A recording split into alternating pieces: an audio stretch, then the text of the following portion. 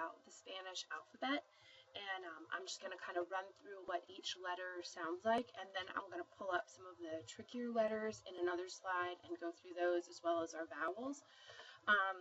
Over to the left, you'll see I've written each letter out in its capital and lowercase forms, and to the right is how the letter is spelled, how it sounds.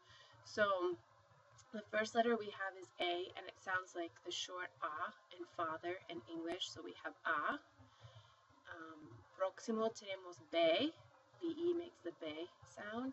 Then we have C, D, A, F, G, H, I, J, K, L, M, N, Ñ, O, P, Q, R. Over here we have S, T, U, B, W, X, Y, and Z. Okay, for V, W, and Y, there's actually more than one way you could say those letters. I think I said B here. Some places call it UB. It might even be called B baja or B corta. The W can be doble V, V doble, B doble, W, or doble U. And it all depends on what country you're in as to how they pronounce the following letters. And then your Y, you might hear it referred to as Y or as Y. And again, you'll just want to refer to the letter by the name that the country that you're in tends to use. So let's go ahead and look at how some of the trickier ones sound. Okay. The vowels are not as difficult as they are in English, in the sense that our vowels in English have multiple sounds, which makes it difficult for someone learning English to know how to pronounce that vowel when they see it in a word. They have a lot of rules to learn as to whether it makes a long or a short sound. Whereas in Spanish, each vowel only has one sound. The negative is, though, is that it's not always the sound that we in English would associate with that particular vowel, which makes it tricky. So the A is A, as in the A in father. So whenever you see this letter, you pronounce it A. V and B actually sound the same. So whenever you see a B or a V, you pronounce it B. And sometimes that's why you might see the B called B grande or the V called B corta, because grande means big B and B corta means little b.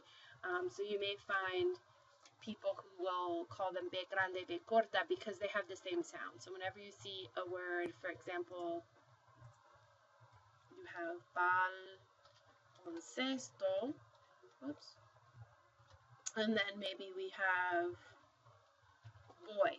You pronounce both of those the same. Baloncesto, boy. The C followed by an E or an I sounds like an S, and C followed by an A, O, U, or a consonant is going to sound like a K. So the C has two sounds, and you have to look at what letters follow it to know how to pronounce it. So for example, you have this word, cinco. The C,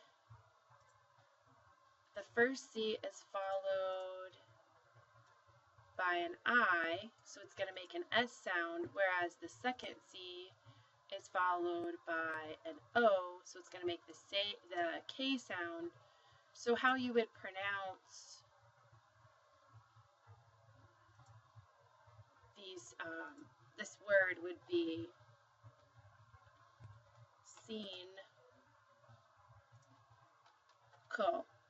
And you would do that. The first C sounds like an S because it's next to an I, and the second C sounds like a K because it's next to an O. So you would say cinco. The E sounds like the E and D, so it makes an A sound. So this is A, and this is A. G also has more than one sound. It kind of works like the C does, that G next to an E or an I sounds like an H, and next to an A, O, U, or a consonant sounds like our hard G. So if you have the word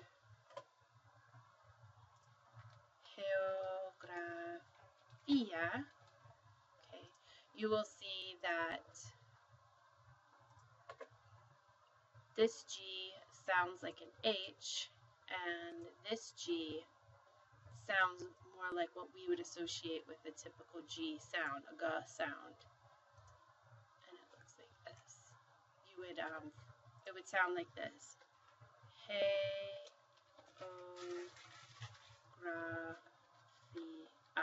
And it sounds like that because this G is next to an E, so it sounds like an H, whereas this G is next to an R, so it sounds like a G. Geografía.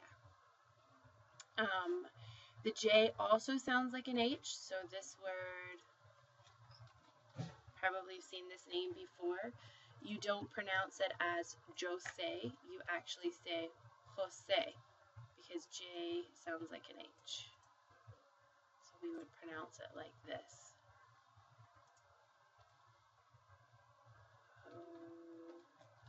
Jose, Jose. Okay, the Nye makes a nasal sound. It's not, we don't have this letter in English. It basically is that one letter makes the sound of the N and Y written together. So a word in Spanish would be año, and you might pronounce it as because of that N with a tilde over it, you might pronounce this word like this, on yo. Okay, so you hear that N-Y, on yo. That's how you make that's how you pronounce the N with the tilde over at the Nye. The double L is no longer a letter in Spanish, but it's still a phonetic sound. So whenever you see two L's together, you pronounce it like a Y. Many of you have probably seen this phrase before. I call myself. You've got the double L right here. So we're not going to say, we don't pronounce that as me llamo. We pronounce that word as me llamo, which looks like this. Me llamo. Okay. The Q is often accompanied by a U. They go together, and when they go together, when they're a QU, they sound like a K. That's how you get the K key sound, because C next to an E or an I switches to an S. So it can't make the K key sound, so you use a QU. So, for example, if we have this right here, chemistry, we don't pronounce it química, we say química, like this. That QU sounds like a K. So, ki, mi, ka. Okay? And you might have this word, you'll see a lot, it's a question word, meaning what? But you don't pronounce it as que, you pronounce it as K.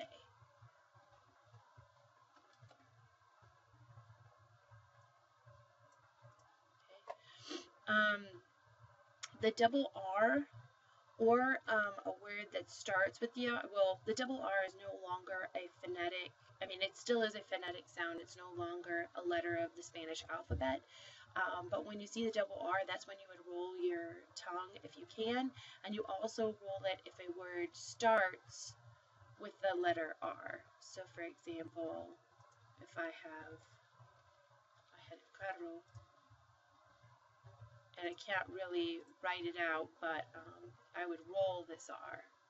So if you have these two words, which I had written over there, oops.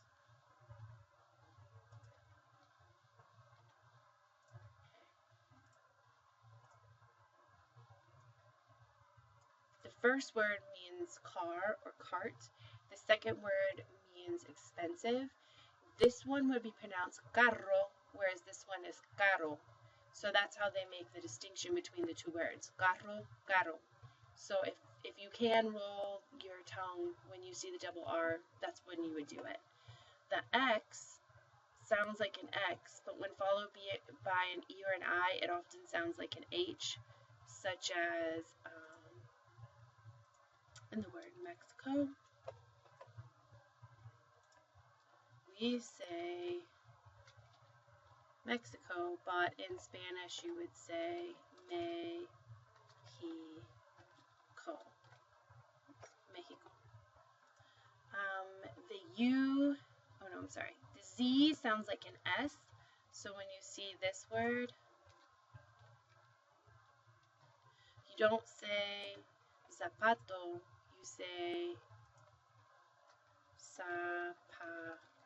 Zapato. So when you see the Z, you make this sound. Unless you are in southern Spain, there's a dialect there where they'll use the theo, and they use it both for the Z and for the C next to E's and I's. So if you were in southern Spain, instead of pronouncing this as cinco, you'd call it cinco. And instead of pronouncing this as zapato, you'd pronounce it zapato. But that's just one part of Spain in which they use the theo. Everywhere else, the C, E, C, I, and the Z are going to sound like an S. And it's up to you how you want to pronounce it, and it also depends on where you end up traveling or studying as to how your personal dialect is going to sound. If you end up studying in Spain, in southern Spain, you're probably going to use the theo. If you end up studying in Latin America, probably not. Okay. The letter U makes the W sound, as in the words puerta, muerto, and hueve. So when you hear the W, you're often going to write a U. So here is puerta, door. You would pronounce that as puerta, puerta, or maybe puerta. And when a letter carries, so if you're spelling out if you're spelling something out in Spanish and your letter carries an accent mark, you just say con acento after the letter that needs an accent mark. So if you were spelling out Maria, you would say M-A-R-I con acento. That's how somebody knows to put an accent mark over the I. And then the letter Y, the last one, it can be a semivowel, as in the English words boy and toy, like Paraguay, boy, but it can also be a consonant, as in the English words yard and yesterday, yo, maya. So sometimes your Y is going to sound like a semivowel. It's soft, Paraguay, boy, and sometimes it's going to be a little harsher, yo, maya. And hopefully that helps you understand how to pronounce your letters in Spanish.